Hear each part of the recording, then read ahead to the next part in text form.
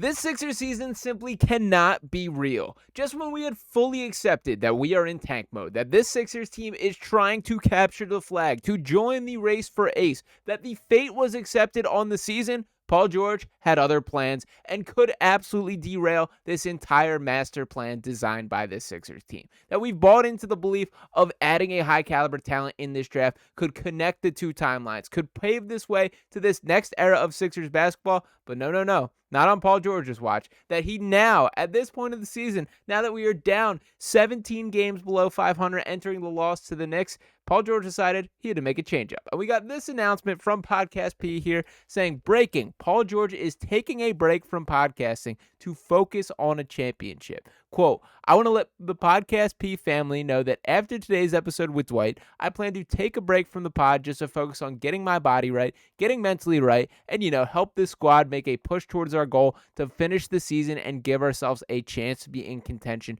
to compete for a championship. I don't know what version of the Sixers team that Paul George has been watching, but it has not been the same one as me, as this team is way farther away from a championship than anything that we could have guessed at this stage of the season. You want to know why that is the case? Paul George has to wear that ownership there. And I know it isn't just his fault, but what did we see from Paul George tonight? In the first time, and last night when this is published here, what did we see from the first time since he dropped the mic sticks down? We got from Paul George, I would argue, his best performance of the season, dropping 25 points with 8 rebounds, 7 assists, 4 steals, did have a couple turnover problems, but he was locked in, he played in attack mode, and that is the Paul George that the Sixers intended on signing. If that version of Paul George had been here from game 1 this season, we're not talking about the Sixers being 20-38. But nonetheless, here we are. You can't change history. You can't change the past here. And the Sixers have to work with the situation that they have in front of them. There are 3 more years on the Paul George contract. I don't need to see this guy on the floor again this season. It is full tank mode. That is what the Sixers should be operating. And frankly, they put up a fight tonight to dive into the full box score for this. That was a 110-105 lost by the Sixers. The Sixers pushed a lead with less than 3 minutes to go. Holding had a chance to win and ultimately could not come up and get the job done, and thankfully so.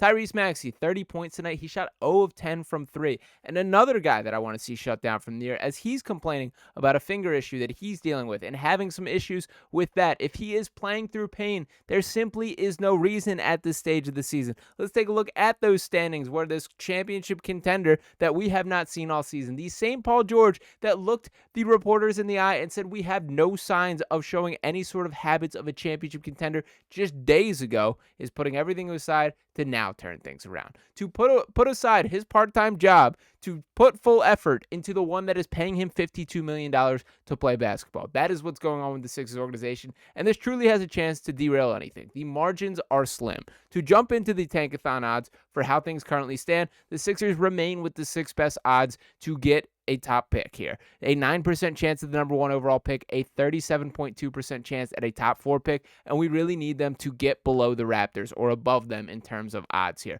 The clear line that they're walking is a top 6 protected pick. So if it falls outside of that top 6, the Sixers walk away with nothing this year. That is worst case scenario. The worst case scenario is that everything that has gone wrong obviously already has this year, and that you don't have anything to show for. It's a really tight margin that they're trying to work, which is why every loss is so important at this year. That has to be the priority. I understand, these guys have a competitive nature, but we haven't seen that competitive nature just about all year. If they had showed the level of effort that they showed tonight in this loss to the Knicks, once again, to pull up the box score with that here, if you had competed defensively the way they did tonight, we're not talking about this Sixers team being 20-38. It's been embarrassing this season, and every single guy has to wear that, with Paul George very much at the forefront of things. To dive into what we've seen from him on the season, we're talking about 16.2 points per game, 5.2 rebounds, 4.2 assists, shooting 35.5% from beyond the arc, 43.2% from the floor. Yes, those are fine numbers by your average NBA player standpoint. No, those are not fine numbers by $52 million max contract, supposed to be the 3rd star on this Sixers team. That has not been the version of Paul George that we've seen to this point, and that's not the version of Paul George that I want to see for the remainder of the season based on the context of the situation. the bar was not that high for Paul George. The bar was not that high at all. And shout out to Hoops Reference, who tweets, Paul George's only task was not to be a bigger loser than Tobias Harris, the lowest the bar could ever be, and he couldn't even do that. And look at our good friend Tobias Harris, who's out there on a Detroit Pistons team that looks like it's having a blast right now, that just beat the Boston Celtics tonight, is on an 8-game winning streak, and looks to be kind of a real deal contender, certainly more so than the Sixers that we've seen from them this season.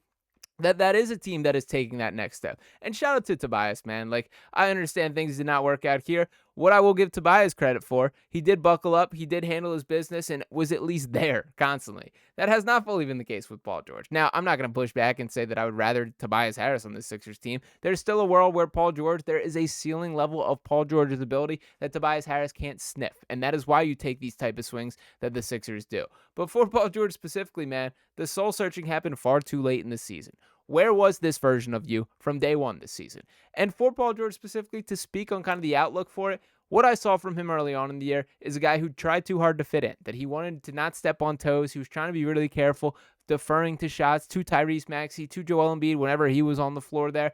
And then all of a sudden, he was defense first, Paul George, that he was competing on that end of the floor. He was generating turnovers, that we're seeing kind of the I guess, outside edges of his game that aren't as prevalent. We know Paul George to be a scorer, man. That's why he's made his money in the league. That's why he is the player that he is, the 10-time All-Star, all the accolades that he does possess here. That's why he was brought to Philadelphia. So why now?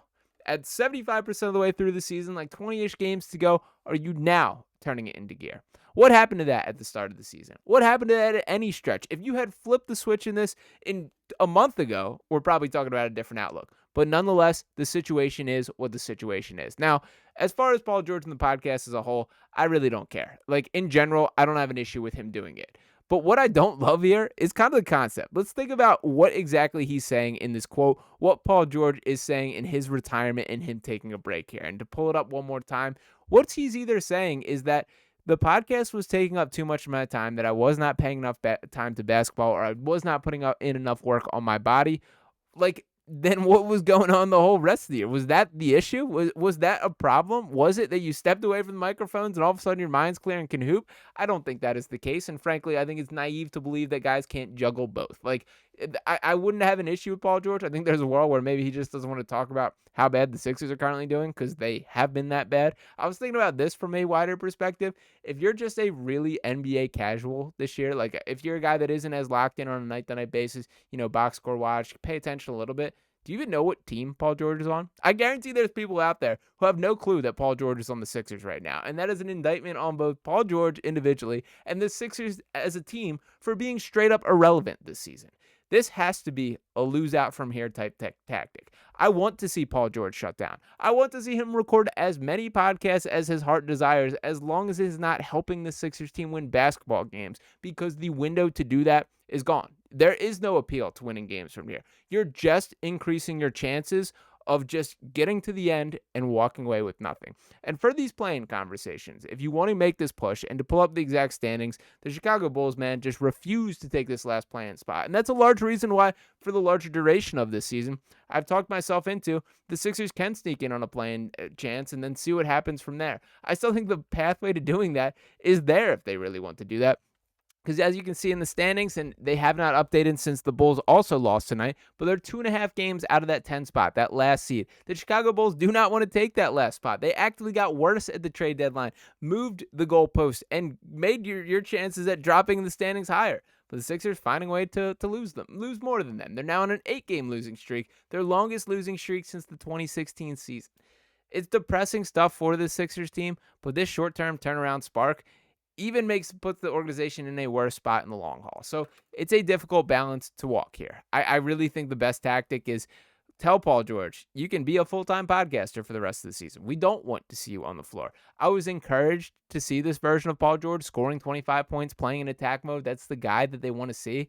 But in reality, man, this is too little too late. If this was something where your commitment wasn't there at the start of the year, then that's an issue. If this is something that it's an excuse that you're just kind of using and, trying to go all in here, I really don't know how to feel about that.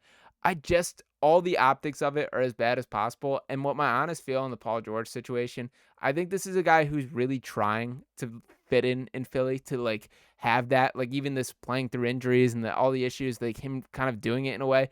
I think he's really trying in a way, but it's just not like the natural there. He just doesn't get it. There's athletes that get it and don't. Paul George, I don't think, is one that does get it in Philadelphia. And that's going to be really interesting to see how this plays out from here.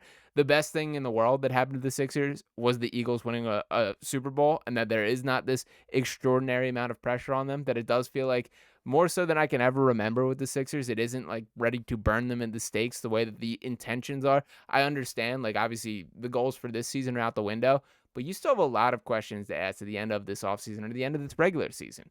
What is the long-term future of the Sixers team? For Paul George specifically, there are the whispers of, does he actually want to be in Philadelphia? Like, is that the long-term future? And for Philadelphia, do you still want to be in the Paul George business? I understand that's not the easiest contract to move, but stranger things have happened, man, and that's going to be really interesting to see how it transpires. But for the short term, man, shut it down on the court. Go ahead and record all the podcasts that you desire, because this is too little too late on the year. It is a bad thing if you're winning games for the Sixers team at this point in the game, and I do hope that it does not happen moving forward. Let's slip into full tank mode, capture the flag, race for ace. This Sixers team needs to walk away with something, and it's certainly not going to be a playoff victory, not this year. Let me know what you guys think in the comments about the Paul George situation. I can't believe that this is a story that we're actually covering, that this is another storyline surrounding the Sixers team, that I'm getting actual notifications about Paul George putting his podcast on hold. But I guess that sums up this Sixers season more so than anything. So I do have hope that maybe there might be a bounce back season next year, that you can ride it out. But there's a lot of questions until we can even get to that stage. So let me know what you guys think in the comments about this. I cannot believe this once again, but appreciate each and every one of you guys for tuning in. If you have not already, make sure you are smashing that subscribe button. Drop a like on this video here. I'll be back talking to you next time right here on Sixers Digest. Peace.